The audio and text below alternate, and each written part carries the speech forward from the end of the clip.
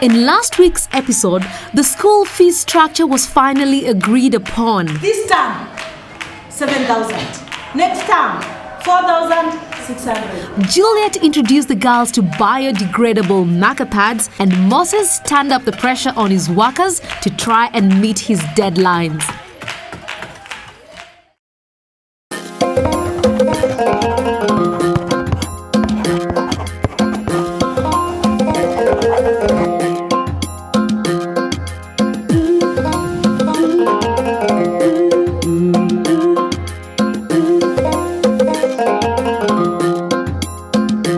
Away in Eastern Province is Marsabit, a world away from the hustle and bustle of city life, home to nomads and a place of deep tradition and culture. Family values are everything, but education for the girl child is still a battle the many are fighting. If you're a girl, achieving an education in Marsabit is not easy. At Moi Girls Secondary School, tradition meets with progression. Moses Musazi and his team of dedicated workers are making several changes to the school, ensuring that more girls can attend and receive the education they so eagerly desire. Well, we're days into the new school term, and the professor had hoped to be finished with all the developments at the school. Soon, the new formers will be arriving, but there's still so much to be done. Well, let's see how he's faring on.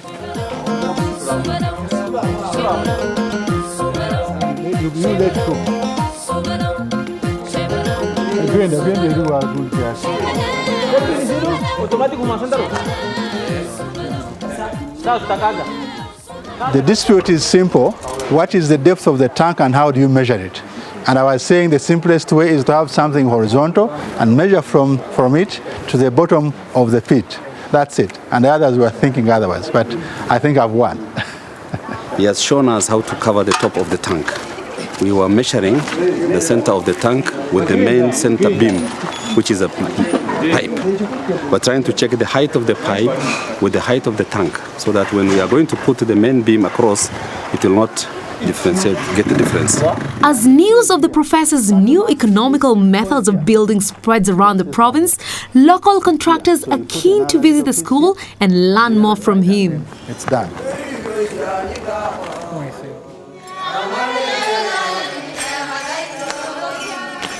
I'm going to talk to Tigis, who's just completed primary school. Her dream is to continue with her education. However, she has to go to extraordinary lengths to make this dream come true. Well, I'm at Milimatatu, where I've heard that there's some schoolgirls who actually break rocks and turn them into gravel to sell them to pay for their school fees.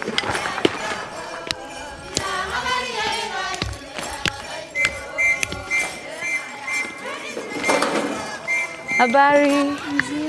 How are you? I'm okay. I can see you're working hard. Yes. So are you carrying these stones to go and crush them? Yes. I'm told you cleared class 8. Yes. And which school are you hoping to get admission? Moi Girls. Moi Girls! Aha! How are you going to pay the school fees? I'm going to be crushing these stones to get the fees. So will the money you get out of crushing these stones be enough for paying your school fees? No. So what will you do? I will just try. So do you see any importance of you going to school to study? Yes. When I study, I will get a job and help my parents. Okay, then let's go and crush these stones.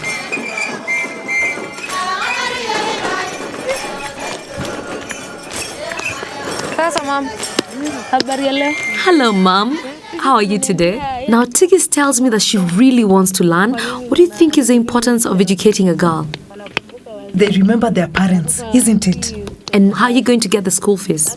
Even this madam cannot give me enough money for her fees.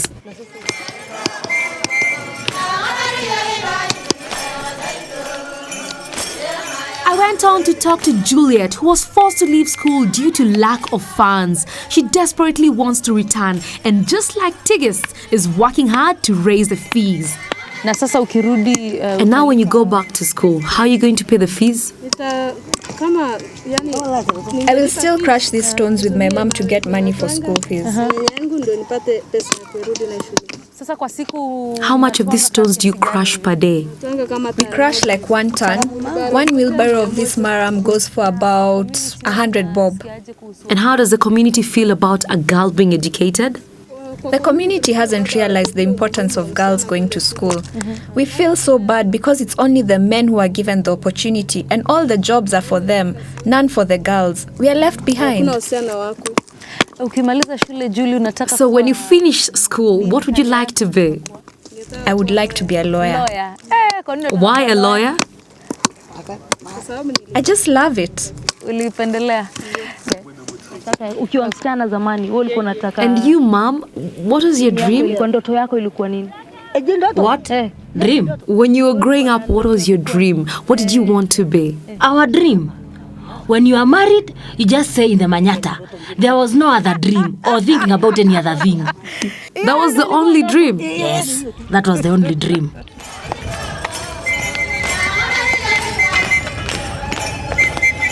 We've learned that without an education, the options available to the girls are limited. Many fear early marriage and some will go to great lengths to avoid it. However, if they can complete their education and secure a decent job, for girls such as Tigis and Juliet, the options are limitless.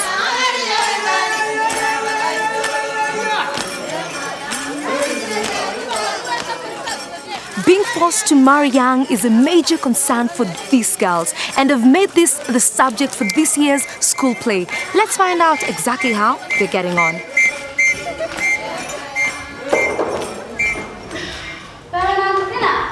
Father Zakina, I want to tell you one thing. What thing? Let my daughter learn. God is there. Have I married? Yes. Then what is it? The girl is mine? I have already accepted the dowry. Eh? Principal Eunice also has strong feelings about the matter and is determined to protect her girls and their precious education. But it's not easy. This is very frustrating. Our parents need to change this because it is the culture that upholds this so strongly. The girls' rights, they're not there. Imagine, just 1 paper bag, 1 kilo paper bag of tobacco is worth a Form 4 student.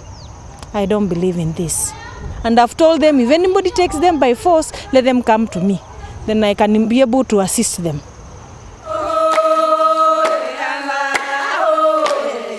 Eunice is back at the Manyata to visit 16-year-old Masi. Masi is one such girl who married young as a result of not being able to afford an education. However, her husband Daniel is encouraging her to return to school and continue with her studies. He knows that with an education comes employment and that any salary is better than none. Daniel is making a passionate appeal to Eunice to agree to take Masi back to school. But Eunice has a few rules that need to be obeyed. And what's the importance of you going back to school now that you have a husband and a child? I want to go back to school because I want to be able to support myself in the future. Mercy, for you to learn, you already have a child and it requires you to carefully prepare yourself psychologically. Secondly, you have to pay fees. And the third thing, which is very important, is that there has to be a proper agreement between you and the people you're going to leave your child with. And I also require Daniel, your husband, to write a letter saying that he has permitted you to come to school and that you'll also be paying the fees so that it will not look like I'm just going around taking people's wives and forcing them to be in school, because I really do not want to divide the families around. And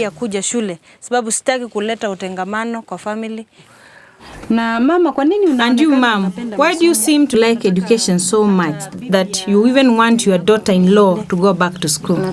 I want her to learn because that is the future of her child, herself, and also me when I grow old.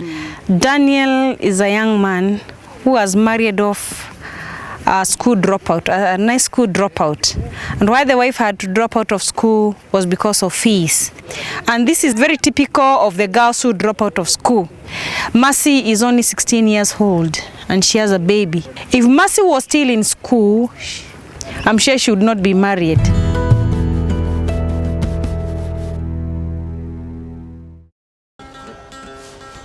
There is no denying the school management committee's hard work to finding funds to further the education of the girls in Marsabit. It is also with the help of the District Education Office that this amazing transformation is taking place. But it wouldn't have been possible without the professor and his now infamous mud bricks.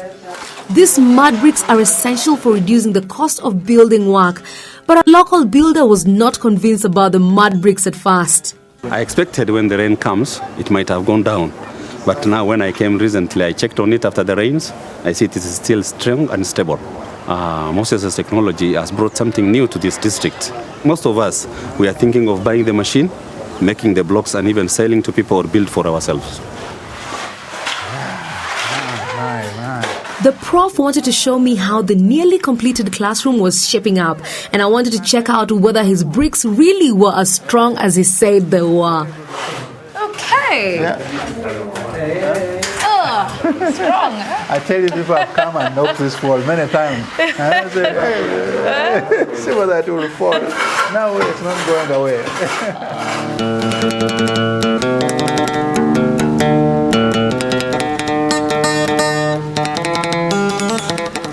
Form 1s are arriving and there's some familiar faces queuing up for admission. Well, let's find out how Tigis, the quarry stone breaker, is getting along. The hopeful Form 1s nervously hand Principal Eunice their fees and qualifications. Unfortunately, not everyone makes the grade and sadly Eunice has to turn them away. What marks did you get? I'm not accepting anything less than 250 marks. Because of her hard work at primary school, Tigis has achieved the grades she needs to get a place at Moi Girls Secondary School. Before she can officially become a student, Tigis has to buy uniform and other regulation equipment, another strain on her family's finances, but a worthy one all the same. One blanket and 2 sky blue bed sheets. Zainabu is one of the fortunate Form 1 students to have gained a place at Moi Girls School. As her proud uncle watches on, Mr. Marsa makes sure that she has all the kit she needs for her time at the school. Kamusi ya Kiswahili. As Zainabu checks in, Mercy, who we met earlier, arrives with her mother-in-law in the hope that she will be able to secure a place at the school. That's why I'm saying we need to understand each other. You go and bring the rest of the money. The 3,000 you're talking about, because even the money you had, the government was supposed to pay a half. Till now, nobody has given me a thing. Please, my daughter, just look at me. I understand. Mercy is not working. The husband is jobless as well.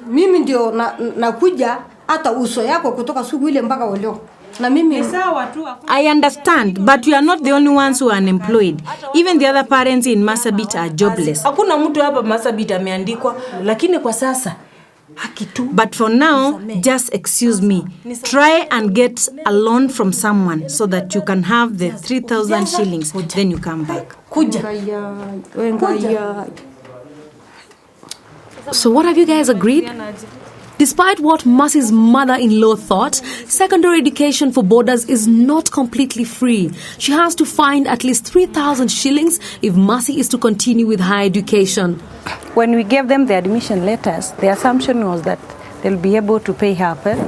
But some are still coming in with half the fee, saying they want to be given more time to look for the rest, explaining that they thought that the government was going to pay up part of the fees. So I've taken time to explain to them that the government is only going to pay up the tuition and the operational costs, but the boarding facilities where the parent has to equip the girl with all what it takes for her to be in the boarding, like the mattresses, the beds, and at class level I also need the chairs and the desks.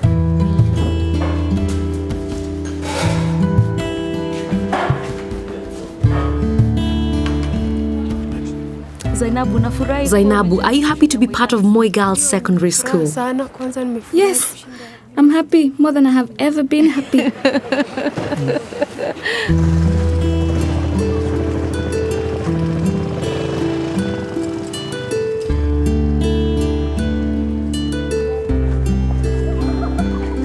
It's now time for the successful Form 1 candidates such as Zainabu to settle down and get on with their education, thanks to the tireless efforts of Eunice and the School Management Committee to get funding for the school. This education will ensure that the students have the opportunity for a better and more secure future.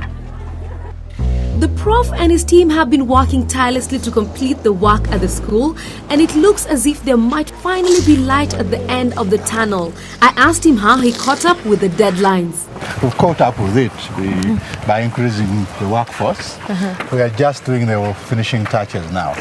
Prof, you were supposed to finish this by Saturday. It's now Monday. What happened? Yeah, we lost the whole day because somebody who said he was going to deliver the door frames did not deliver them. Okay, and the incinerator, have you set up the incinerator? The incinerator is just being brought in a few minutes. It's just going to go at the back there. Okay. So by the end of the day, it will be fixed and almost usable. Only one more day to go? I hope he's right because the clock is ticking and life at the school continues to move on.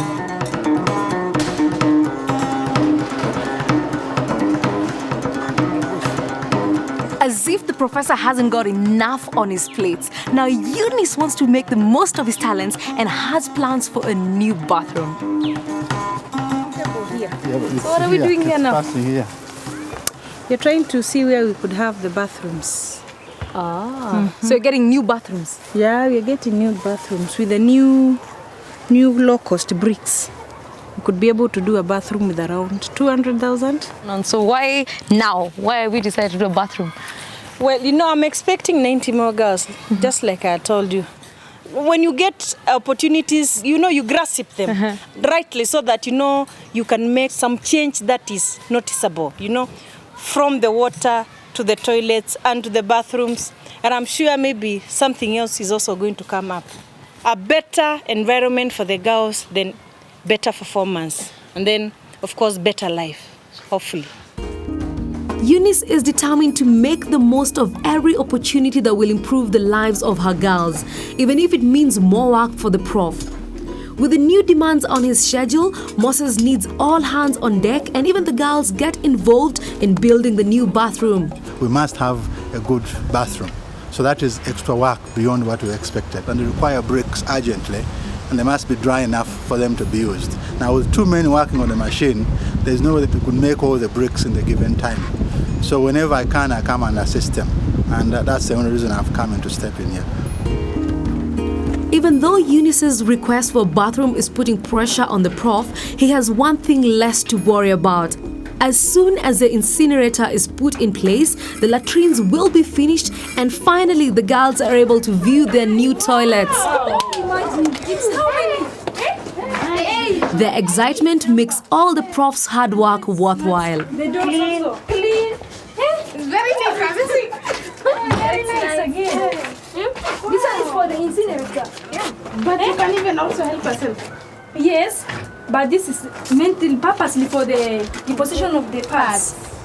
So we hope that the girls are going to use it properly. I could also see a screen wall so we have some privacy as you get help. It is clear that the new latrines are going to make a big difference to the girls' lives. The incinerator has been fitted and Moses wants to explain to the girls how it works. But he's very aware that they might have some concerns about using it. You've seen the inside, but I want you to show you something of the incinerator outside so that you know how to take care of it. We are doubting that the girls will dispose the parts there, but we hope that they're going to follow it. Yes, I know it is a cultural problem, which we also have in Uganda, but that one can be solved by telling everyone that, look, everything new comes with a new way of usage and disposal. Our parents did not know about sanitary pads. Of course, my parents never knew about sanitary pads. So the question of disposal did not arise. Okay, now these are sanitary pads which are made in a new way. They must be disposed of in a new way. Okay, so your parents may think that pads are not supposed to be burnt, but we are not there. Okay? Let's go and see the incinerator then. I wonder whether Moses will be able to convince the girls to use his incinerator. Oh, this is the incinerator. Okay. It should be different from that one. Yes, it is. It is. So this one has got two arms. This first arm, you throw your sanitary pad from the toilet there. This one is from the other one. The pad comes directly into there. Once it is full, you simply open this and light the fire like you have done in the other one. So just a little fire will start the fire off, and once it starts, it will burn the sanitary pads. In about 20 minutes, all of them will be burnt. Now we have designed something else such that if you open this latch here, the smoke will go into the toilet. Now that one will chase away flies and also keep the smell of the toilet good. The smoke from here? Yes, yes. So we are privileged to have it being the first girls' school in Kenya. In Kenya, yes, that is for sure. Yes, that's for sure. In fact, we shall work hard. Good. We will go drilling. He will come and see our results next year. I love to see that. I want to see the results, but more important, I want you to come to Uganda at Makerere University. You will be coming. We will be coming. You'll be coming. You will apply. Yes. Okay, I'll be there to teach you. As fast. There's still plenty of work to do, and in order to make sure it's finished on time, Moses is putting on the pressure. Despite some reservations from the tired workers, it is clear that their hard work has not been in vain, and much to the professor's delight, his water harvesting system is finally in place. Right. When we came here about 6 months ago, there was only guttering on a few buildings, and the guttering was very poor. But now we've got guttering over there, we've got guttering over there, we've got guttering over there, we've got guttering over there, we've got guttering over there, and a total of 9 buildings have been guttered, such that 100% of water is being collected from each roof. That means at the end of it all, 80% of the water is harvested into 2 big water tanks, and we are satisfied that that will go a long way in improving the water situation in this school. Thanks to this water harvesting system, not a drop of rain will be wasted. After just one light shower, there's already water in the tank. When it's full, it will hold 100,000 liters. I think you're happy to get full bucket today. Very happy. Of course. Imagine getting the whole bucket. 10 liters of water. Imagine getting 10 liters a day. Imagine other times we have been just taking French bath. Just like I can see you are very happy. Yes. Oh, yes. You are drawing water from this well, which is man-made now. Oh, yes. Yes. Well, let me tell you, this tank is equivalent to 10 of those lorries. Water boozer? Yeah, water boozers. 10 of them. 10 of them. Yes. In one rainfall, we should be able to fill this one up. Now, my other dream is that where you come from, your homes, they may not be able to afford these big tanks.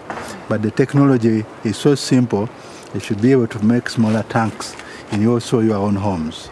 And I hope your brothers and fathers will come over to get this technology. We are very grateful, in fact. Yes. The only thing we can say is that God bless you so much. Thank you. Thank you very much. Thank you.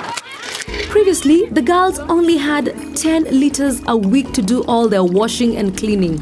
Now they'll have 10 liters a day. No wonder they're so happy. These girls behind me are taking water for taking bath, and then these other Muslim girls are taking water for taking ablution. And for the first time ever, the girls have hot water.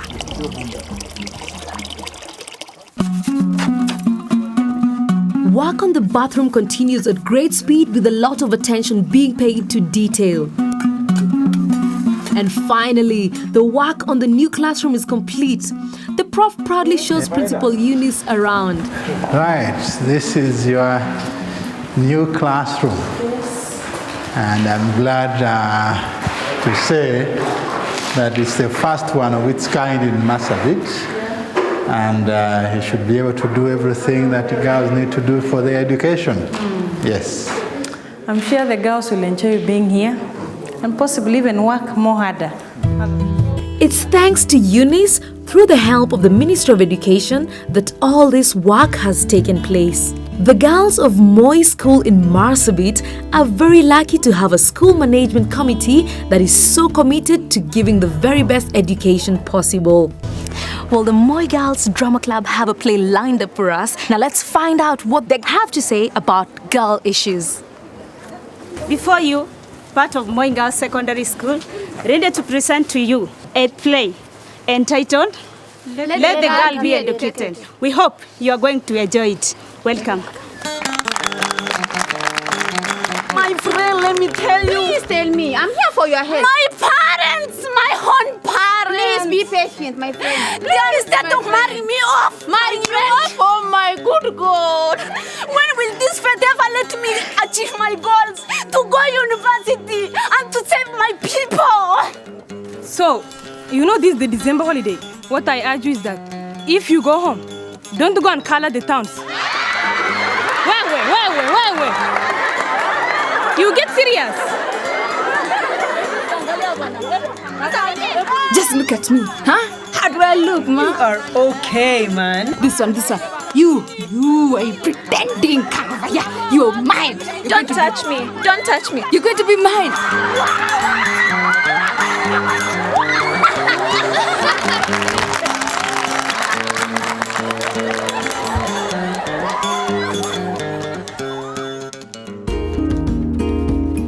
Finally, all the work we came to do has been completed. A new block of latrines, an incinerator, a new classroom, a water harvesting system, 100,000-liter water tank, and even the bathrooms that Eunice wanted so badly. It's amazing.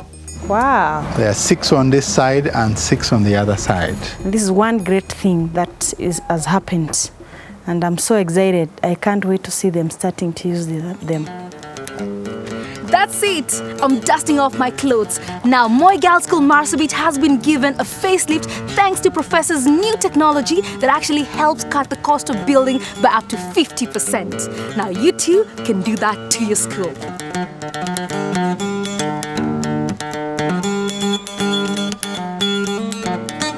Hi, my name is Emily Sharon, and I acted as the chief. I would like to tell you, my dear girls, that your life is your life, and your father will not live your life. Neither will your mother do. So live for yourself.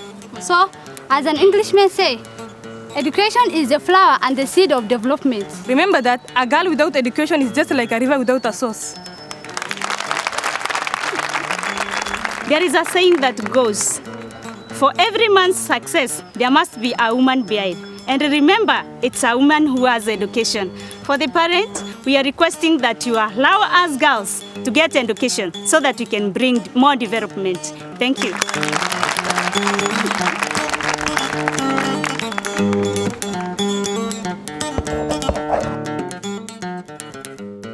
If you are interested in knowing more about any of the great ideas and new technologies we've been trying out here in Marsabit, SMS us and we'll send you a free information leaflet explaining exactly how they work. and how you too can try them out to save time, energy and money. Oh yeah, just SMS us your name and full address to the number appearing on your screen right now, and we'll send you a free leaflet by post.